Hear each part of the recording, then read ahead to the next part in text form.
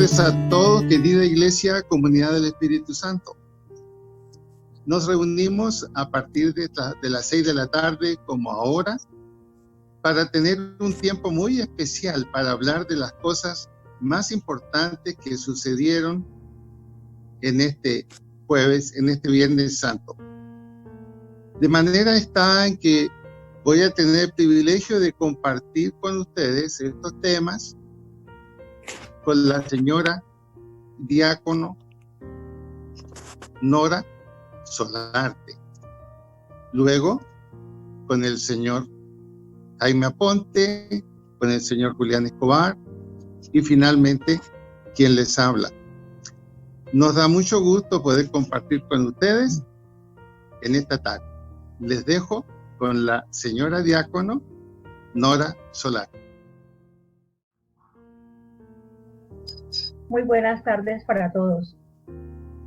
Realmente es un privilegio poder compartir en esta tarde el mensaje de nuestro Señor, sabiendo que hace ya más de 2000 años, un día como hoy, el Señor Jesús entregó su vida por amor a usted y por amor. Jesús, vuelto hacia ellas, les dijo: hijas de Jerusalén, no lloréis por mí, sino llorad por vosotras mismas y por vuestros hijos. En su camino al Gólgota, el Señor Jesús se encuentra con un grupo de mujeres que le seguían y lloraban, y al verlas tan compungidas, les consuela, diciéndoles que esas lágrimas deberían dejarlas para la posteridad, puesto que vendrían tiempos muy difíciles para ellos, como realmente ocurrió 40 años después, cuando Jerusalén y su templo fueron destruidos. Antes que Jesús llegara a su vida pública, la religión era cosa de hombres. Solamente ellos podían ejercer los puestos de autoridad. Jesús vino a proclamar las buenas nuevas de salvación a los necesitados, a los pobres, a aquellos oprimidos, y dentro de este grupo estaban precisamente las mujeres. Recordemos que allá en Lucas 4:18, cuando Jesús entró a la sinagoga, se le dio para que leyera el libro de Isaías, y él abre y encuentra precisamente este escrito: el Espíritu del Señor está sobre mí, por cuanto me ha ungido para dar buenas nuevas a los pobres, me ha enviado a sanar a los quebrantados de corazón, a pregonar libertad a los cautivos y vista a los ciegos, a poner en libertad a los oprimidos, a predicar el año agradable del Señor. A lo largo de su vida pública, el Señor Jesús le dio a la mujer el lugar que por mucho tiempo le había sido negado. La autoridad era cosa de hombres y, por supuesto, la mujer no tenía cabida en ella. Era una sociedad patriarcal. Eran los hombres los que tenían la última palabra. Y la mujer realmente no era tenida en cuenta para nada. Ella vivía sometida, primeramente a la autoridad de su papá, luego a la del marido. Y más aún, ella no tenía siquiera el derecho de escoger esposo, porque eran los padres los que determinaban con quién debía casarse. A ella le tocó vivir situaciones tan difíciles como esposa. ¿Y qué tal cuando esta mujer llegara a ser estéril? Todo el mundo la repudiaba. Esa era la posición de la mujer. Es por eso que cuando el Señor Jesús comienza su ministerio, Él se rodea de hombres y los hace sus apóstoles. Pero también se fueron agregando mujeres, porque Ellas, por agradecimiento a todos los milagros que hacía, a su comprensión y a su cariño, se quedaron para servirle con las cosas que él realmente requería. Estas mujeres estaban dispuestas para servirle. Él les dio valía, él les dio consuelo, las defendió y también las distinguió. Y en su compasión les da sanidad, les da libertad, aún de ataduras espirituales que tenían. Les da perdón y muestra su gran misericordia. Ellas no solo fueron servidoras del Señor, ellas fueron sus discípulas, porque el Señor Jesús no hizo acepción de personas. Nosotros en la Biblia encontramos muchísimas mujeres que recibieron esa especial atención del Señor Jesús, pero no podemos mencionar a todas, pero sí vamos a hablar de varias de ellas. Y recordamos aquella mujer que tenía el flujo de sangre. Este relato lo encontramos en Marcos 5, 25 al 34. Esa mujer durante 12 años había padecido esta enfermedad. Había sido relegada a vivir aparte porque la ley decía que era una mujer inmunda. Y esta mujer dice la palabra, que ella había gastado todo lo que tenía en médicos y no a enfermedad. Y como último recurso, ella dice, se dio cuenta que Jesús iba a pasar, dijo, y tan solo si le toco el manto, yo voy a ser sana. Y se fue, y realmente esta mujer tuvo la osadía de tocar el manto. Y en ese momento, el Señor Jesús sintió que poder había salido de él. Es decir, esta mujer, Jesús la dejó en evidencia. Ay, ¿cómo así, Dios mío? ¿Cómo la dejas en evidencia? Pero él sabía por qué lo hacía. Esa mujer que no podía estar en la sociedad, ahora él, delante de todos, le decía que esa mujer podía estar con ellos. Ese era el Señor Jesús, compasivo, entendiendo a cada uno en particular, y realmente esta mujer fue muy bendecida. Encontramos también a la mujer samaritana, y en el libro de Juan, en el capítulo 4, se nos habla de esta mujer justamente en la hora que luego está una vez el Señor Jesús hablando con unas personas y le traen a la mujer adúltera. Esto lo encontramos en el libro de Juan, en el capítulo 8, de los versículos 1 al 11. Y esta mujer estaba a punto de ser apedreada y la trajeron donde él. Pero allí había algo como una trampita para el Señor Jesús, una tentación para él por parte de esos hombres que venían. Lo usaron como pretexto para probarlo, para tentarlo. Pero el Señor, con su sabiduría y con su gran misericordia, impide que esos hombres legalistas y pecadores cumplieran el objetivo que tenían: tentarlo a él. Cuando Jesús se queda con la mujer, le dice: ¿dónde están los que te acusaban? Y ella le dice: Señor, se fueron. Y le dice: yo tampoco te acuso. Vete y no peques más. La perdona. Ese es el Señor Jesús, el Dios que perdona.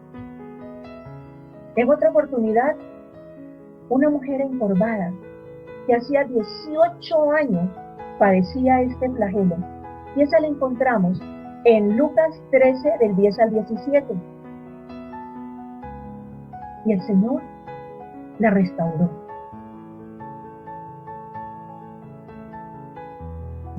Y en contra aún de aquel personaje que tenía toda la autoridad y se enoja con Jesús. Y Jesús le dice: hipócrita, a ver si tú en día de reposo no llevas a tu buey y a tu asno a beber agua. Eres confrontativo y gloria a Dios. Vemos cómo defendía a las mujeres. Pues del Señor, y muchas que realmente nosotros no alcanzamos en este momento a mencionar, hicieron de Él el Señor muy amado de las mujeres de su época y de quienes estamos en este tiempo. Sintieron ellas el dolor profundo de lo que Él tuvo que padecer, porque el enemigo se ensañó en el Santo de Israel. Pero allá en el Gólgota, nosotros vemos que habían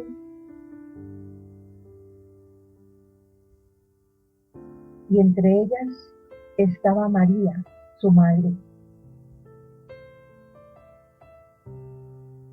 En carne, las palabras que le dijera el anciano Simeón, que era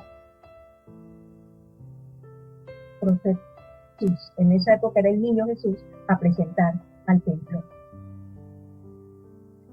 Y él le dijo que una espada traspasaría su misma alma. Esto está en Lucas 2:35.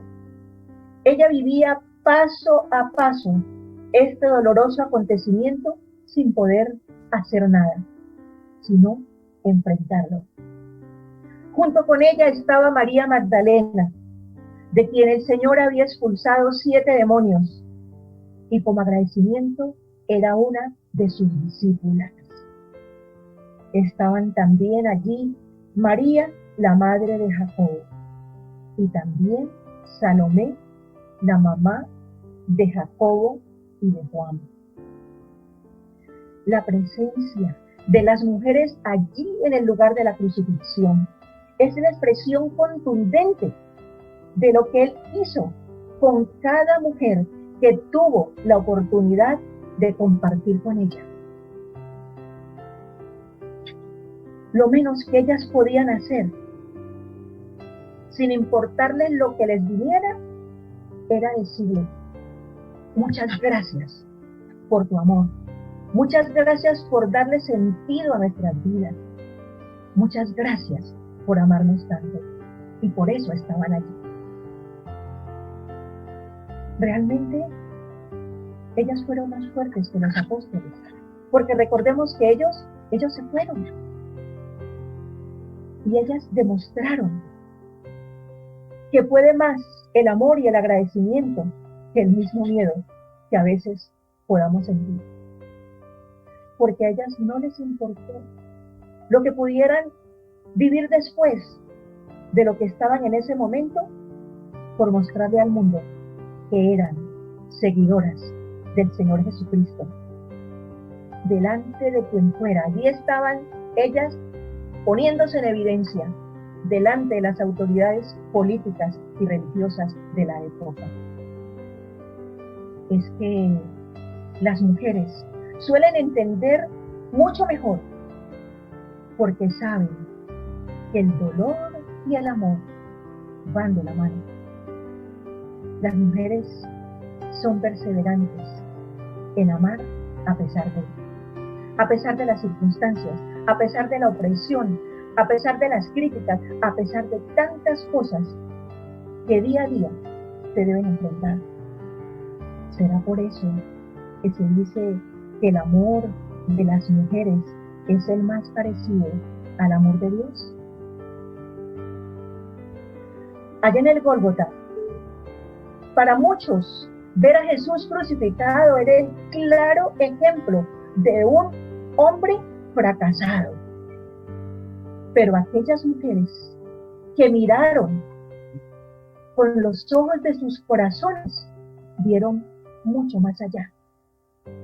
Vieron a Jesús, a esa persona que por amor a usted y a mí sufrió y entregó su vida para darnos salvación y vida eterna. Ellas comprendieron la profundidad de la entrega del Señor, de su amor incondicional, lleno de misericordia, por lo cual Él no protestó y, como dice la palabra, como oveja al matadero, enmudeció y sufrió el oprobio. Eso hizo Jesús y ellas lo entendieron.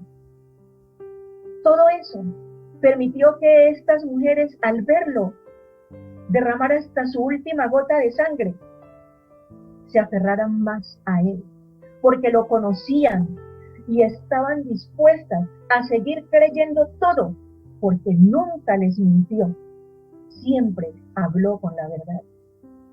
Por eso Él dijo: yo soy el camino, la verdad y la vida. Ellas fueron mujeres valientes, que acompañaron hasta los últimos instantes de su vida terrenal al Rey de Reyes y Señor de Señores, y luego, días después, comprobaron su gloriosa resurrección. El corazón de la mujer tiene tintes de amor, de fe y de esperanza. Y hoy, igualmente, nuestra dependencia a Él es cada vez más grande, porque lo vemos victorioso, lo vemos glorioso, guiándonos cada día y perfeccionándonos hasta ese día anhelado en que podamos vernos con Él cara a cara. Damos gracias a Dios, porque en estos tiempos especiales de confinamiento,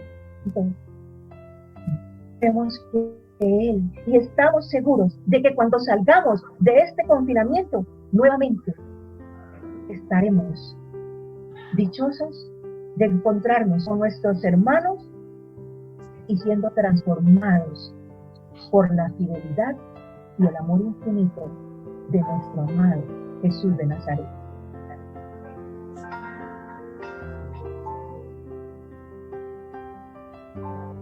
Este momento, por tu fidelidad y por tu amor, por tu cuidado y por tu bendición, Señor. Muchas gracias, Padre, porque la tecnología nos permite no desaprovechar estos tiempos, Señor, en que podemos con libertad hablar de ti a toda hora, Señor. Bendito seas. Amén. Diácono Jaime Aponte.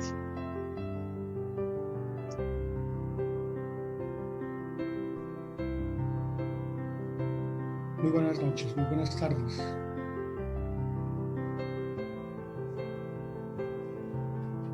Continuando con el bello recordar de esa tarde en el Gólgota, en la cual Jesús se encontraba en el momento más importante de su obra redentora, pero indudablemente también en el momento más difícil en su condición de Dios hecho hombre, la cruz. Desde allí, ese Jesús crucificado pudo divisar Jesús a su lado.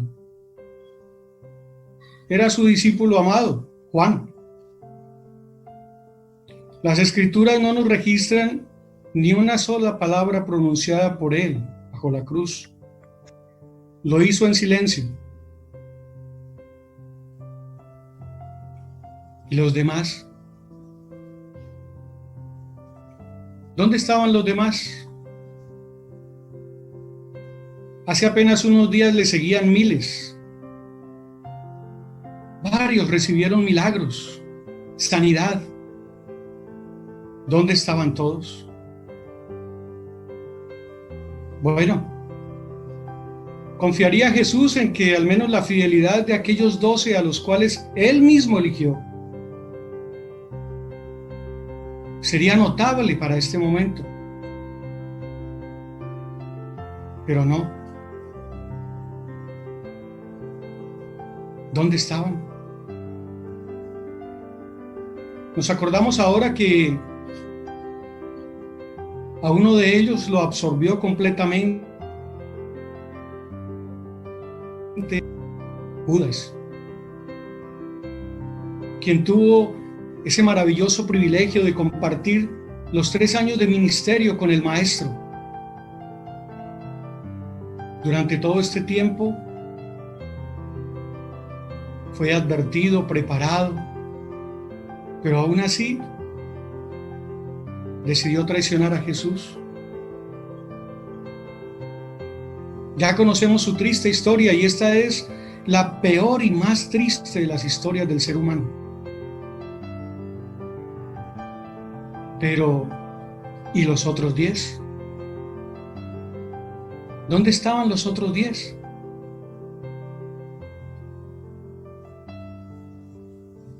Días antes, lo podemos observar en el Evangelio de Mateo, en el capítulo 16,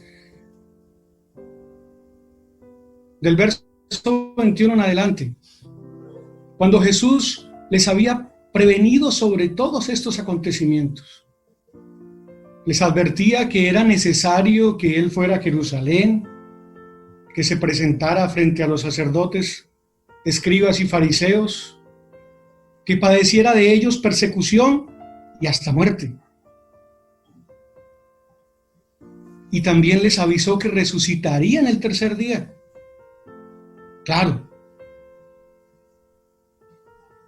Entraron en crisis y no se percataron de esa última parte. Resucitaría el tercer día. Quizá esa parte la olvidaron y en este momento estaban en crisis. Seguramente sentían dolor, rabia, impotencia, miedo, decepción.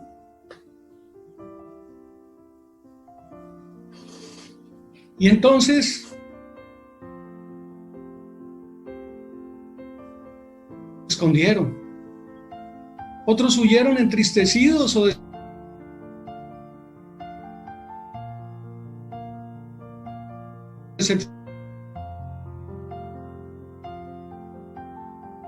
discípulos escogidos y guiados.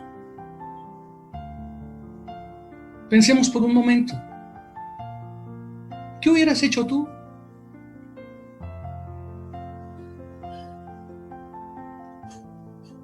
¿Será que nuestro comportamiento hubiese sido mejor que el de ellos?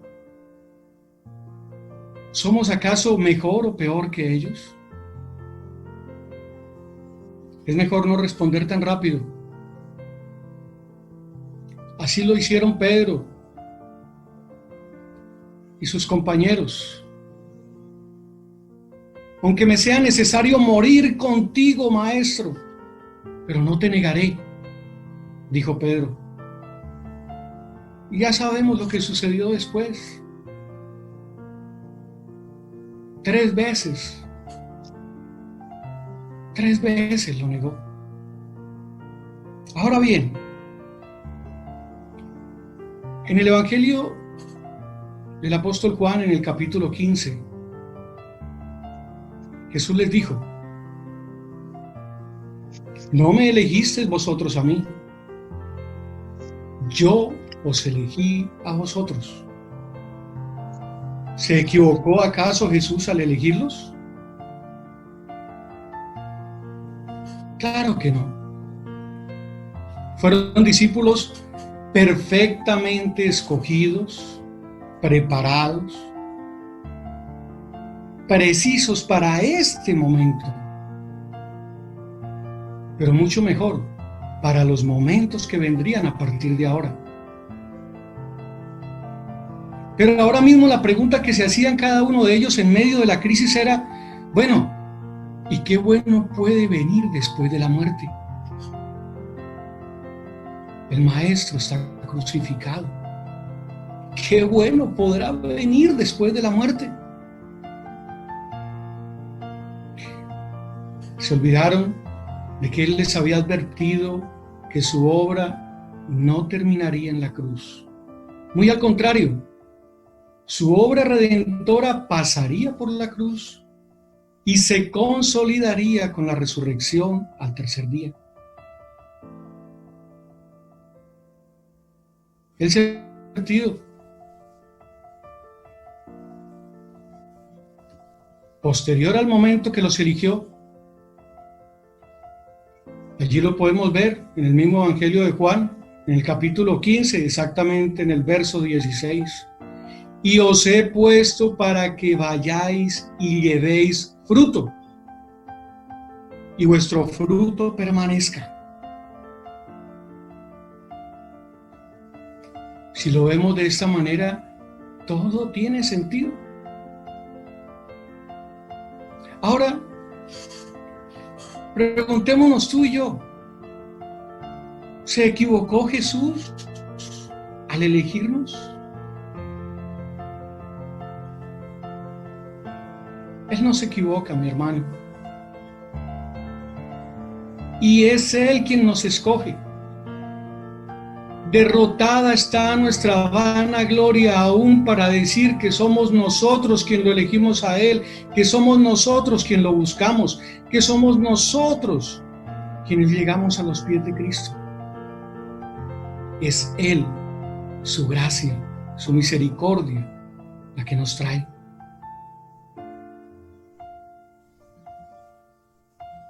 Él lo hizo, no nosotros. Y aún con nuestras fallas, cobardías, dudas, miedos, decepciones,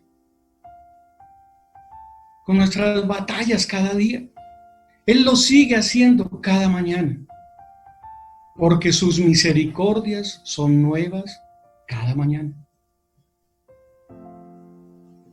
Él sabe en el mundo en que estamos. Él sabe que este mundo es muy difícil. Y al igual que hizo con sus discípulos de aquel momento, en el Evangelio del apóstol Juan, el hermoso capítulo 17, cuando oró al Padre por sus discípulos, oró para que no se perdieran. También Él lo hace hoy con nosotros.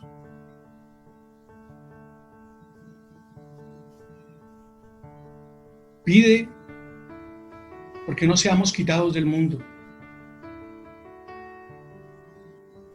aún con las diferentes pruebas, con las diferentes batallas que enfrentamos cada día, en especial esta que estamos afrontando ahora.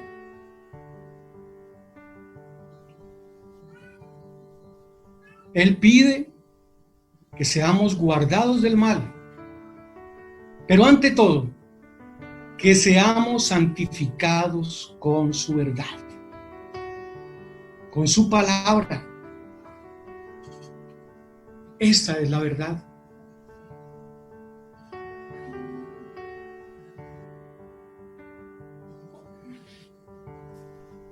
Aunque sus discípulos no están en ese momento bajo la cruz, no se perdieron, dieron fruto. ¿Y qué pasó entonces con Judas, diremos? ¿Se equivocó Jesús al elegir a Judas? Jesús eligió a Judas. Jesús preparó a Judas. Jesús advirtió a Judas. Pero Jesús también sabía que Judas se sometería a su orgullo, a su propio pensamiento, a su propia voluntad, y así se hizo débil, y en medio de su debilidad y de sus hijos, y la paga del pecado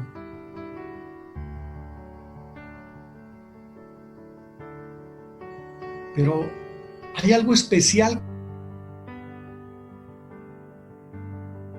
que estuvieron débiles, pero no perdieron el contacto. Se mantuvieron en contacto unos con otros y pasada la crisis se reencontraron y se unieron. Así nos lo expresa el libro de los Hechos de los Apóstoles. Y entonces fue cuando se cumplió la promesa de Jesús. Libro de los Hechos de los Apóstoles, capítulo 1, verso 8. Y recibiréis poder cuando haya venido sobre vosotros el Espíritu Santo. Me seréis testigos en Jerusalén, en toda Judea, en Samaria y hasta lo último de la tierra. Mis hermanos, son tiempos difíciles. Tiempos de duda, de incertidumbre, de miedos, de decepciones quizá. No sé dónde estás tú hoy, divisando la cruz, si a lo lejos, cerca, en silencio, llorando, débil. Jesús lo sabe. Pero lo que sí es importante rescatar es que en medio de esta crisis que vivimos, nuestra fe no se negocia, ni aún con la prueba. Quizás sea el momento de elegir unirse, de elegir unirnos como hermanos. Igual lo hicieron los discípulos luego de estos acontecimientos tristes. Mucho más nosotros hoy, que tenemos la tecnología a nuestro servicio. Refugiarnos los unos con los otros, fortalecer los lazos de hermandad, de fraternidad. Estemos unidos para que el Espíritu Santo obre verdaderamente en cada uno de nosotros. Y este tiempo es especial para que cumplamos lo que Jesús les decía a sus discípulos cuando le preguntaban por las señales antes del fin.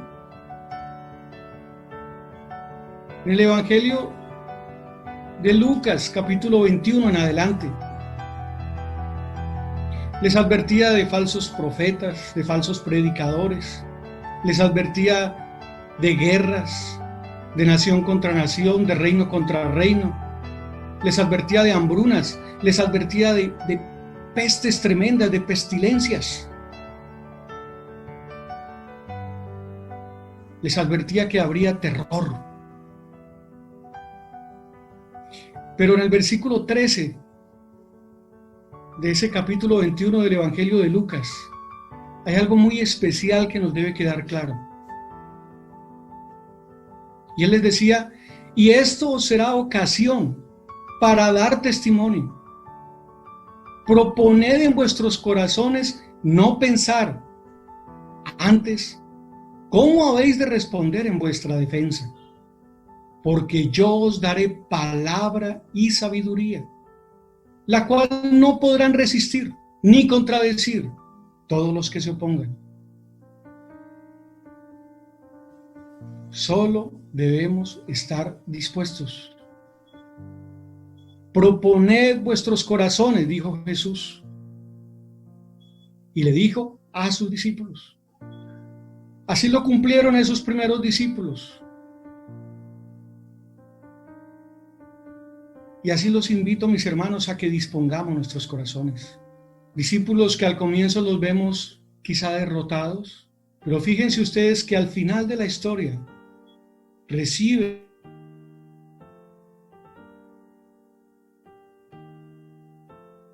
con su propia vida han defendido el Evangelio. Que su Santo Espíritu nos llene de poder para ser discípulos que sirvamos entregadamente a la obra de Cristo. Sin miedo, con fe. Porque nuestra fe no es negociable. ni aún en medio de esta prueba que estamos viviendo, ni aún en medio de las tormentas. Así lo creemos. Discípulos fortalecidos bajo la cruz. Yo te invito a que inclines tu rostro un minuto.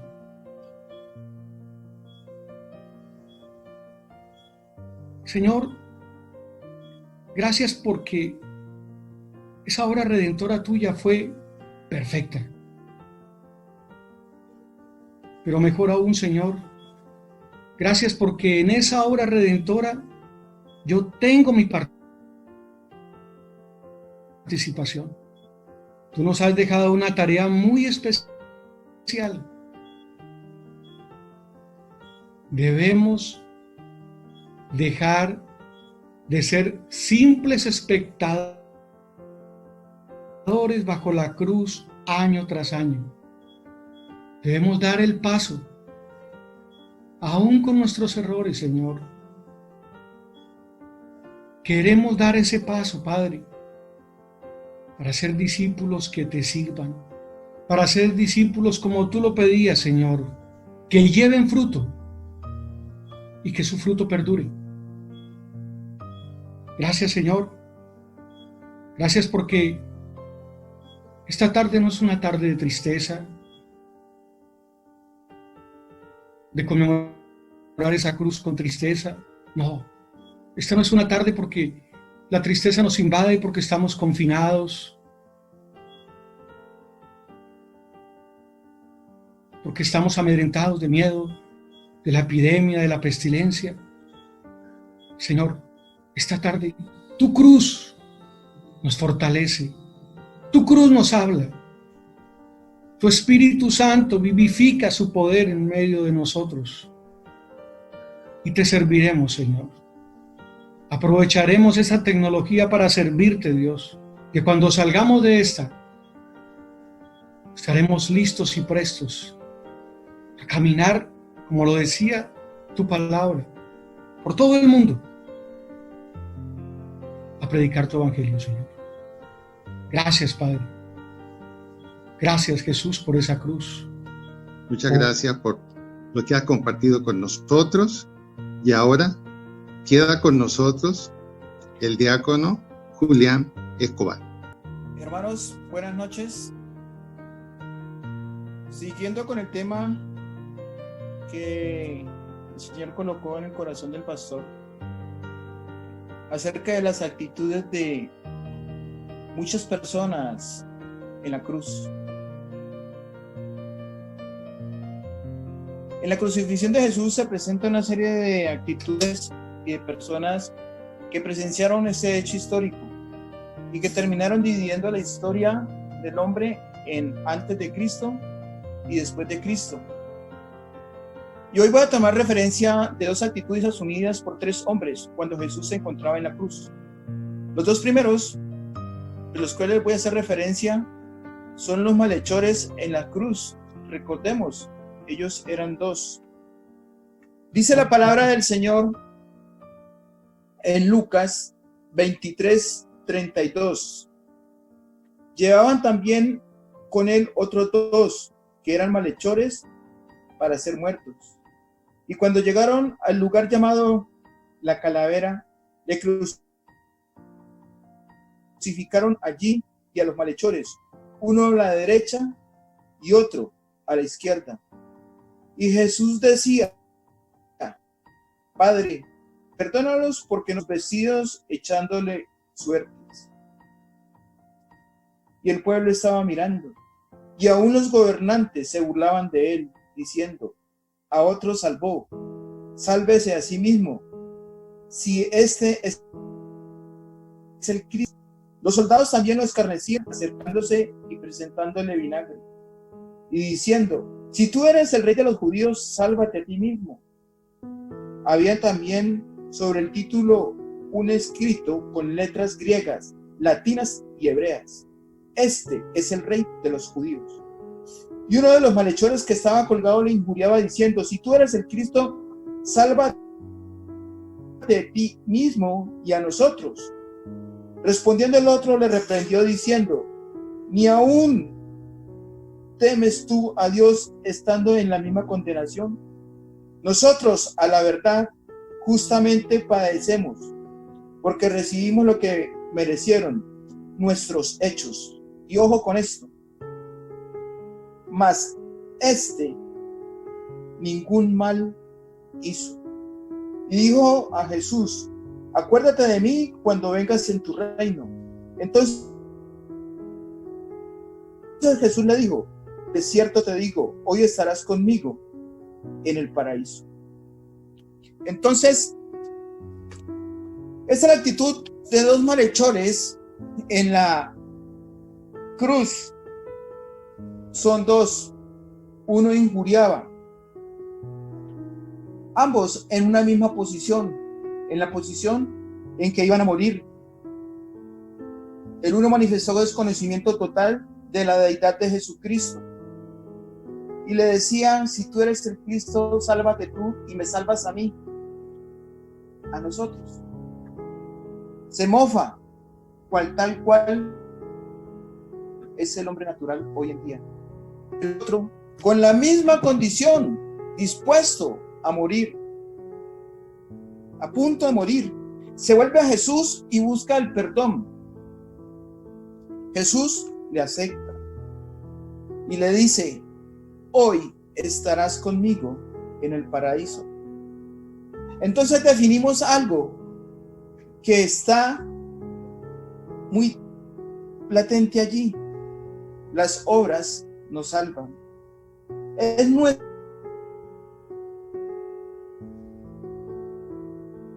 fe en Jesucristo algo muy importante.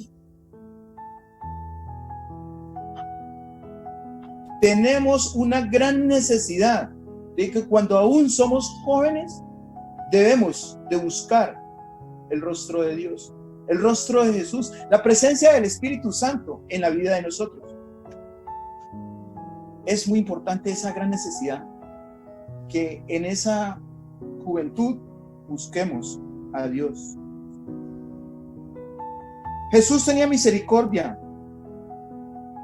con todo aquel que decida volver a Él. Cuando eso suceda en tu vida y en mi vida, usted y yo tenemos una vida útil y plena, porque sabemos que vamos a estar con Jesús en el paraíso.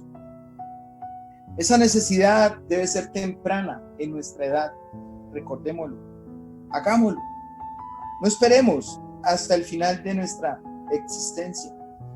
Se me viene a la mente algo en este momento. Se me viene a la mente aquel que decía: ya tengo todo guardado en mis hangares, suficiente trigo para pasar esta dificultad. Y se le acercó el ángel y le dijo: necio, por ti viene el mañana. No esperemos, busquémoslo. En nuestra necesidad es en jóvenes. Y un paralelo acerca de estas dos actitudes de estos hombres en la cruz. El paralelo es: hay una misma dificultad. ¿Cuál? La cruz para los dos. Pero hay la de ellos. La dificultad no cambia, el Dios tampoco. Pero ¿qué es lo que determina la diferencia en estos hombres? La actitud de ellos. El uno niega la deidad y se mofa. El otro pide perdón, pero la dificultad seguía siendo la misma.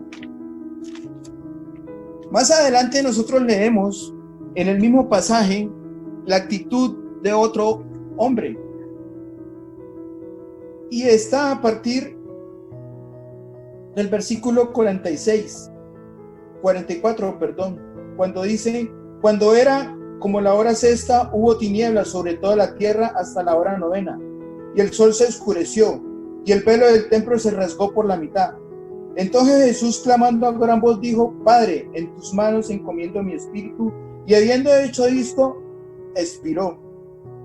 Cuando el centurión vio lo que había acontecido, dio gloria a Dios, diciendo: verdaderamente este hombre era justo. Esta es la actitud del tercer hombre, el centurión. Algo muy importante para tener en cuenta: la actitud del centurión hace parte de una serie de fenómenos que tienen lugar a la muerte de Jesús y proclaman la grandeza de Dios. Hay un primer fenómeno, y es que el velo del templo se rasga. Hay una segunda: la tierra tiembla. Pero el fenómeno del cual nos interesa a nosotros es la conversión del centurión. ¡Qué gran fenómeno! ¡Qué gran testimonio! El centurión era la persona encargada, era el militar de la custodia y de asegurar la muerte de Jesús. ¿Por qué asegurar la muerte de Jesús? Es su función, el encargado de dar el golpe de gracia, de romper los huesos de las piernas de Jesús para que el cuerpo se descolgara y Jesús muriera por asfixia y evitar así una agonía de casi 3 horas o más, o como sucedía algunas veces, hasta el otro día. Y es este acto que impacta al ver que Jesús entrega su vida y muere. Jesús dice: consumado es, y en tus manos encomiendo mi espíritu. El centurión ordena al soldado que lancee el costado de Jesús, y al ver que solo sale agua, es señal de que el cuerpo de Jesús ya no había sangre. Es decir, ya Jesús al entregar su vida, quiere decir que no fue asesinado. Jesús entrega su vida, la entrega por usted, la entrega por mí, la entrega por todos nosotros. Al hacer su oficio por muchos años y ver que ese suceso sobrenatural de una muerte tan rápida en una crucifixión, determina confesar verdaderamente: este es el Hijo de Dios. Esa es la actitud del centurión en la cruz. Determinó confesar. Ese es el gran fenómeno. Es un gran testimonio, porque este hombre estaba acostumbrado a custodiar los crucificados. Pero Jesús, para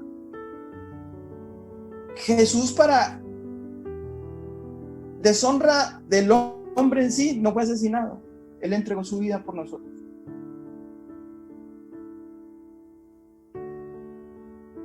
La majestad y el perdón de Cristo lo impacta a él. ¿Por qué?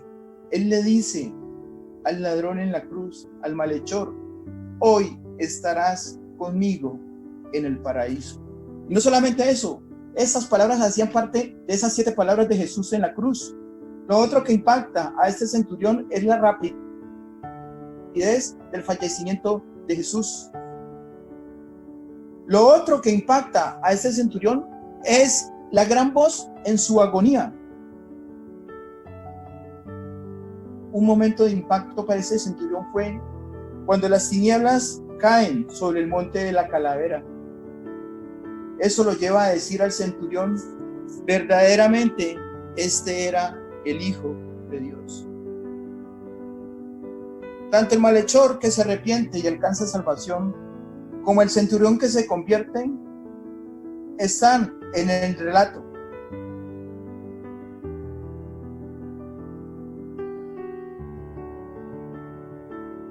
Por algo porque les tocó. No fue el deseo de ellos, no eran las circunstancias las que lo ubicaban en ese lugar. Y con certeza, en mi corazón, era el plan de Dios en ese momento para ellos.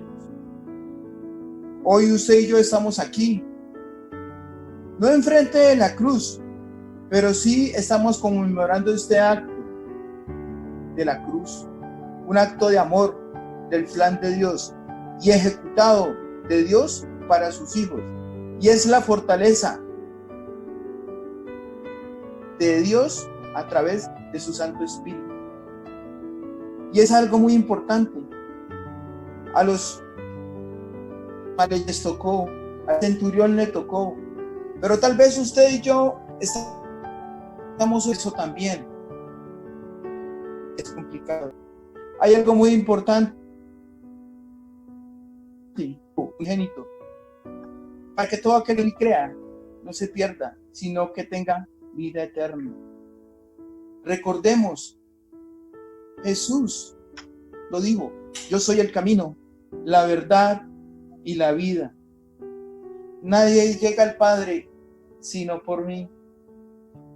Pero miremos los versículos que siguen. Si me conocierais, también a mi Padre conocéis.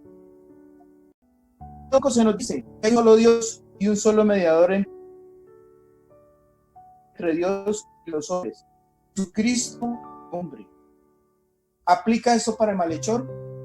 ¿Aplica esto para el Dios? ¿Aplica esto para usted y para mí en el día de hoy? Claro, sí aplica. Porque lo mejor, y yo estamos aquí, porque tenemos un corazón agradecido delante de la presencia de Dios. Usted y yo no estamos en prisión.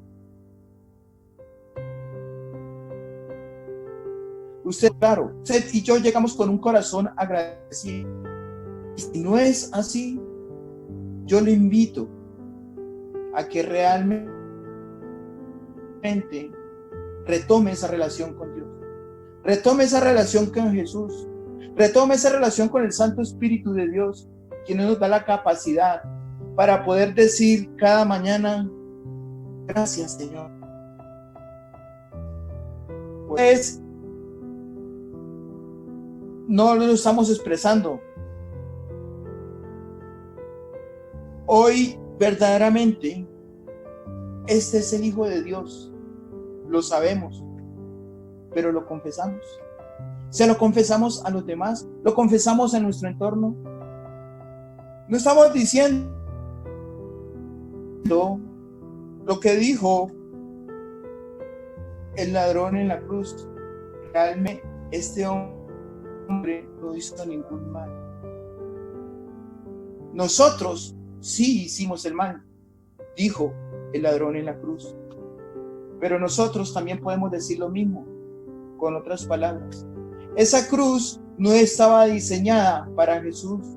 Esa cruz estaba diseñada para nosotros. Pero Él dijo: no, yo voy por ellos. Estas confesiones de esos hombres en la cruz, el uno dice: realmente este no hizo ningún mal, y el otro dice: verdaderamente este es el Hijo de Dios. Pilato en la cruz, y preparan la encomienda para todas las naciones. Y es lo que usted y yo encontramos en el libro de Mateo, capítulo 28. 29, que realmente con eso concluimos. Dice Mateo 28, que es más, nosotros hacemos parte de esta declaración. Por lo tanto, y de ser discípulos de todas las naciones, bautizando del Hijo y del Espíritu Santo, enseñándoles que guarden todas las cosas que os he mandado. Y aquí yo estoy con vosotros todos los... Amén. Hermanos, que el Señor nos bendiga en este día. Hay un propósito muy especial. Las actitudes de estos hombres determinan para nosotros un ejemplo. Es un ejemplo que en medio de la dificultad nosotros debemos de manifestar. Que el Señor nos bendiga en esta noche. Amén y amén. Gracias, Julián. Gracias, Julián, por esta palabra. Estimados hermanos, hemos escuchado 3 dimensiones complementarias acerca de lo que pasó en un día como hoy hace siglos atrás. Entender claramente que la perfecta humanidad de Jesús se manifestó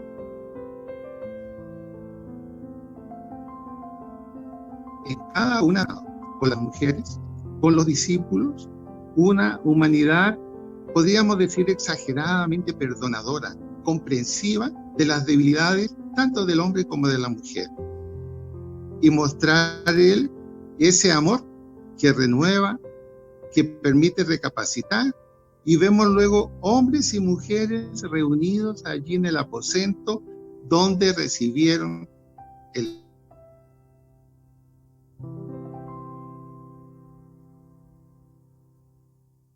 la unidad que el Señor Jesús hizo.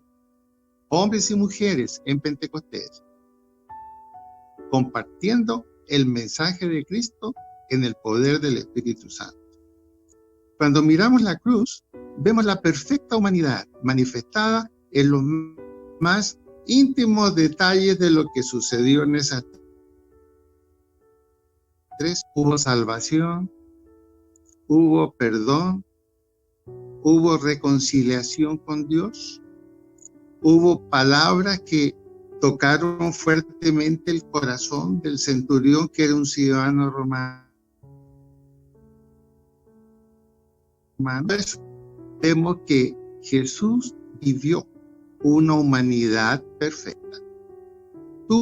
Tenía lugares donde él iba a conversar con sus amigos.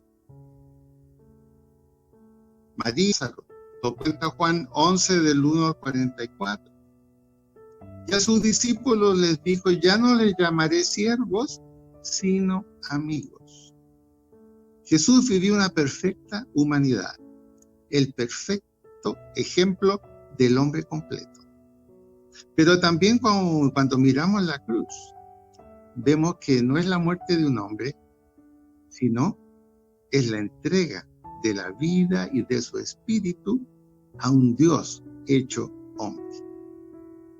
Por lo tanto, la cruz, gracias a lo que Jesús hizo en ella, no es para nosotros un lugar de dolor, un lugar donde tenemos que pagar por nuestros pecados. Nuestros pecados fueron pagados completos y Él dio hasta la última gota de su sangre para que nuestro expediente quedara completamente liberado y emblanquecido. Ninguna condenación hay para los que están en Cristo Jesús.